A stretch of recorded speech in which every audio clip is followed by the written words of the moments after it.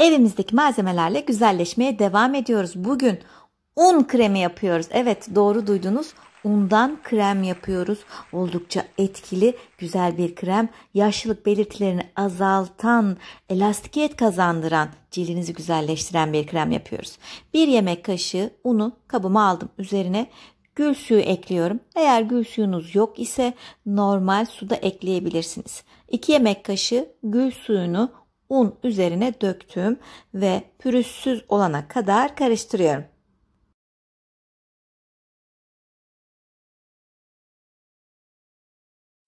Şimdi içerisine tatlı badem yağı ekliyorum.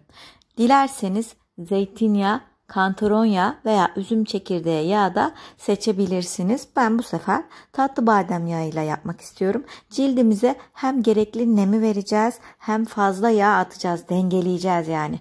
E vitamini kullanıyorum. O kırışıklıkları giderecek, cildimize gerekli elastikiyeti kazandıracak olan E vitamini ben kremlerde çok seviyorum. E vitamini çok da fayda görüyorum. Biraz E vitamininden ekliyorum. Yaklaşık yarım tatlı kaşığı veya kapsül kullanacaksanız da 1 veya 2 tane o jel kapsülleri kullanabilirsiniz. Şimdi homojen bir kıvam alana kadar bu un kremimi karıştırmaya devam ediyorum. Kremim bu haliyle hazır. Ama içerisine bir de aloe vera ekleyelim. Gerekli nemi kazandıralım. Cildimizde hasar görmüş yerleri, o ölü hücreleri giderelim. Kızarıklıkları alalım. Çok daha güzel bir krem yapalım diyorsanız bence aloe vera da kullanın. İster bitkisinden çıkarttığınız jeli, isterseniz de bu şekilde doğala en yakın olan aloe vera jellerinden birini tercih edebilirsiniz. İşte kremim hazır. Birkaç dakikada hazırladım gerçekten. O kadar kolay, hızlı hazırlanıyor ki kullandığınızda da çok seveceksiniz. Bakın kıvam bu şekilde oldu. Tam istediğimiz kıvamda oldu. Ne yapacağım? Bunu cam bir kaba aktarıyorum. Ağzı kapalı olacak şekilde. Buzdolabında 10 gün, 15 gün muhafaza edebilirsiniz. Ama düzenli kullanın arkadaşlar. İyi sonuç almak istiyorsanız kremimizi her gün temiz cildimize uyguluyoruz mutlaka.